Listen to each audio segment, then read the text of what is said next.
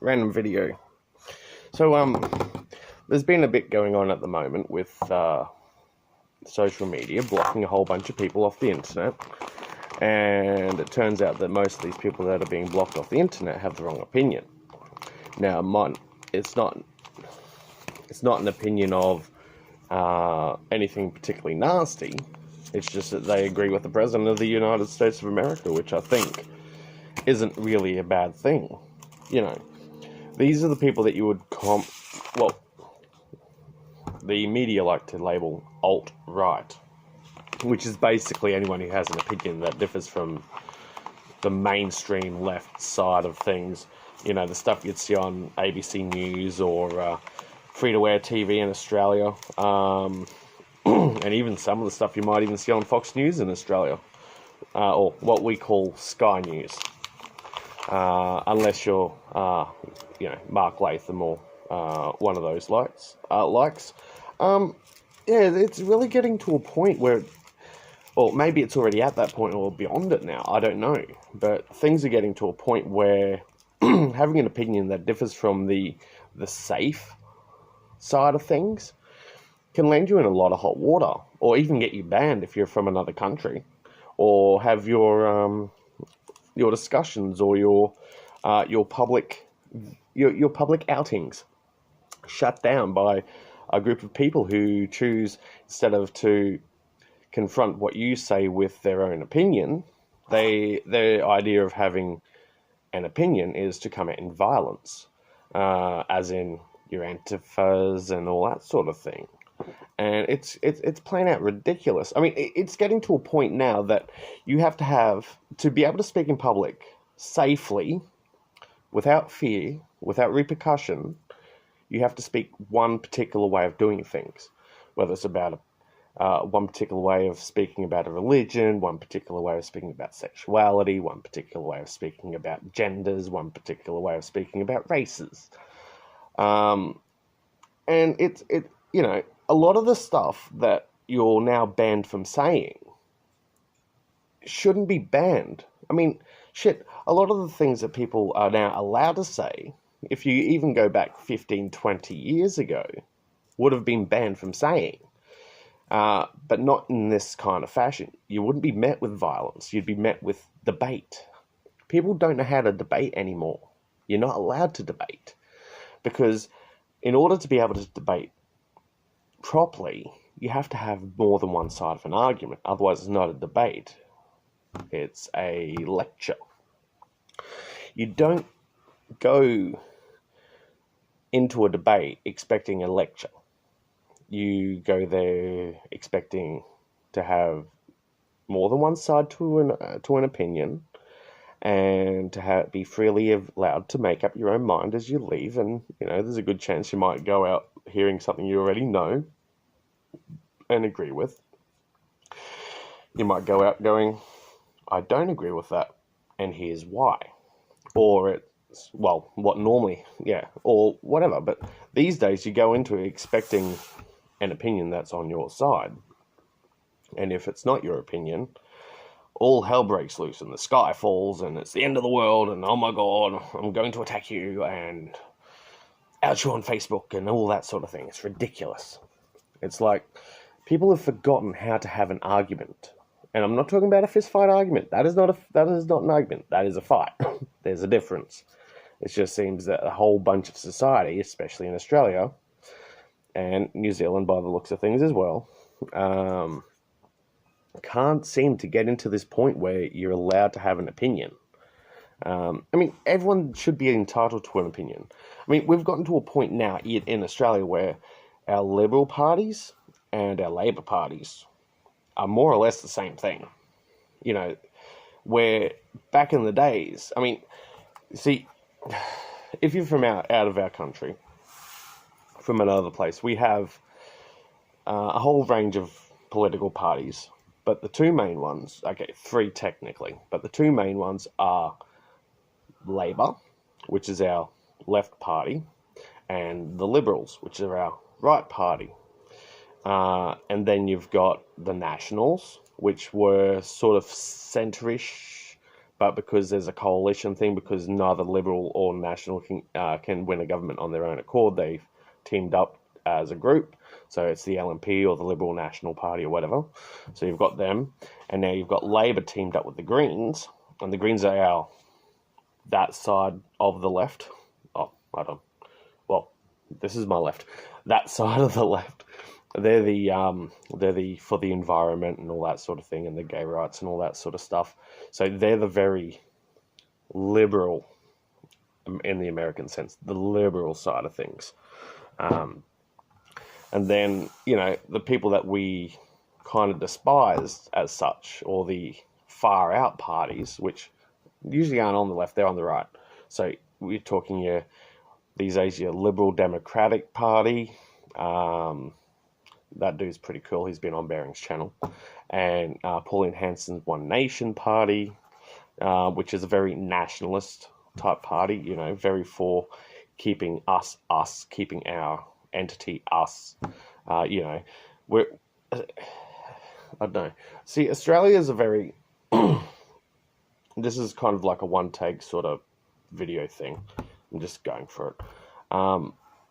We have a very, what would you call it? I mean, our national entity, outside of your elite side of things, is we like our barbecues, we like to have beer, we like to watch the footy or cricket if it's summer, which it's not at the moment, although it feels like it. We're a very open country normally, although it seems more and more that we're getting to a point where we're following very closely but very poorly towards the American or the current American way of, if your opinion is different, you're a racist, you're a Nazi, or whatever. It's like, fuck off. We aren't inherently racist people.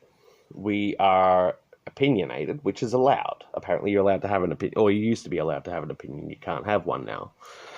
But it's silly. See, as you may have seen, or you may not have seen on the internet in the last week, a very prominent American personality, Mr. Jones, was kicked off pretty much every platform in the same day. And it's not a conspiracy that he was, although no, it was coordinated. It would have to have been coordinated. No one gets kicked off every platform known to man in one day without there being some sort of back-end collusion. It's not... See, that sort of thing happening doesn't help matters, because all it does is it shows your hand.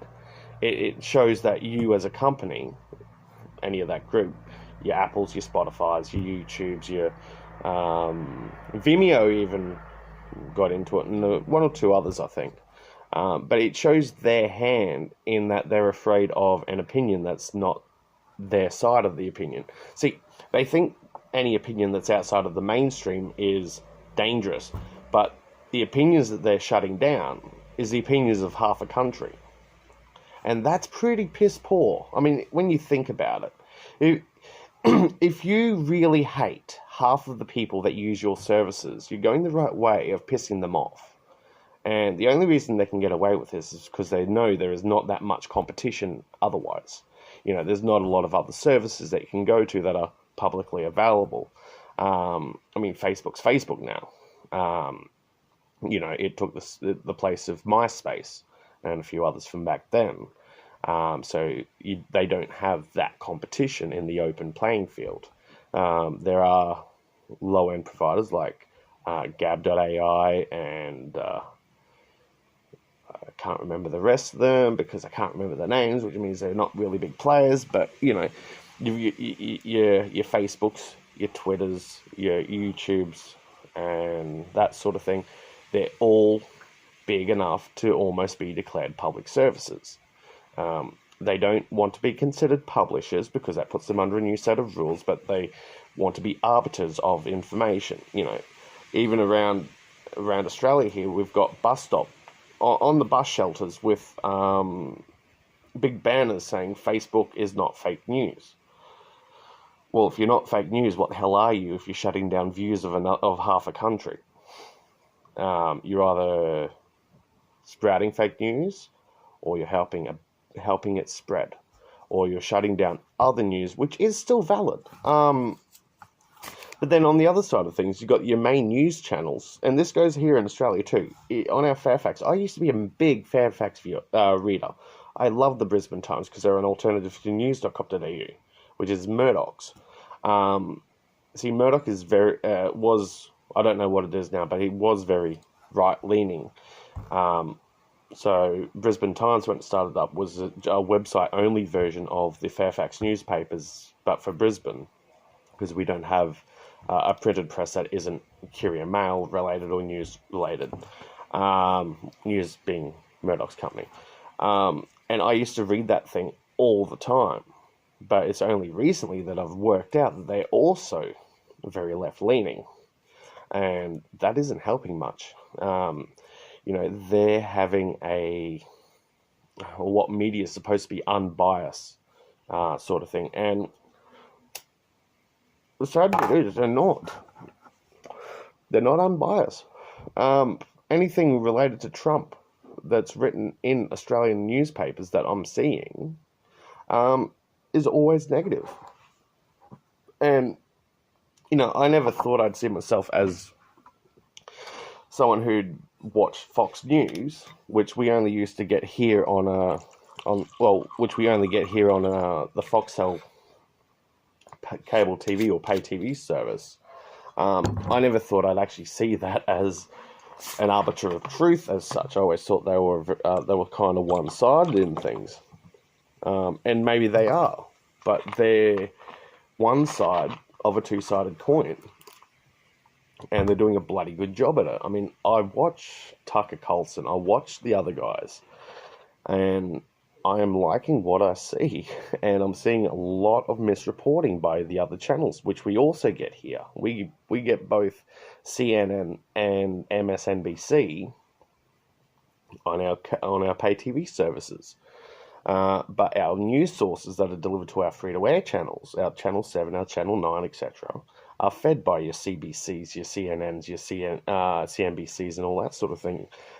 They do get a lot of their feeds from there. And unfortunately, a lot of the stuff that they say is very one-sided. So even half of our country is missing a whole lot of stuff. In America, you've got one big advantage. You've got two big parties that are definitely opposite sides of each other. Here we've got two main parties that are, on the face, appear to be opposite-sided, but they both play the same game. They're both pandering to minority groups that only want to feather their own nests. They don't care about anyone else outside of their own groups. Whether it is feminists, whether it is races of certain types or religions of certain types. I mean, there's only, even here, there's only one religion you're not allowed to pick on. And that's ridiculous. It's plastic. So if I drop it, it doesn't smash. I don't know. I'm kind of missing the old days where you had two parties, or more than two parties if you wanted to. They all had different opinions, and you could have an argument on one side, you could have an argument on the other side, and, you could nut it out, and at the end of the day, you just go off with each other and go and have a fucking beer. But it's getting to the point now that if you have the wrong opinion, you're going to be shut down, and normally it's violence. Violence doesn't come from the right side of things, it comes from the left side of things, and that shouldn't be happening. I mean, why are you being violent? What are you scared of? Is there something being said that is actually true that you don't want out? Seriously, if you're resorting to violence to show your opinion, it means you're obviously scared of what the other side of that is. And you're not doing it because you're scared of that opinion being wrong. You're scared of that opinion being right, and you don't want people to hear it. That is what I'm seeing. And it's not good. That is not how you have a debate. It is not how you further things. I mean, just think, not too long ago, some of the concepts that were sprouted as opinion became fact, even in the science world. Was a lot of the stuff that our early scientists that we applauded now were shut down, and some of them even put to death because their findings were outside of public opinion. They were wrong, even though it turns out years down the track they're actually quite right, and we actually use those these days. You're allowed to have discourse. You're allowed to have a discussion. It's what this stuff's all about. I mean, if you can't have a discussion and argue it out properly, use facts. Facts don't lie. And if your facts are wrong, you can get them corrected. All it takes is a bit of proof. It's not that hard. But you don't have to, and you shouldn't be resorting to violence to prove a point, because that just means you're scared and you're wrong, or you're a coward. And especially if you go out in public with face masks on. I mean, oh my god, it's not that. If you have an opinion, stand by it. Stand by your convictions. Otherwise, don't have one. If the only way you can have an opinion is to go in as a mob crowd and hide yourself, then you're either doing something wrong or you're a coward. It's pretty much as simple as that. Anyway, I'm going to finish my smoke. I'm going to finish my drink. I'm going to go inside and watch more YouTube. And hopefully not get brainwashed in the process. But who knows. Have fun.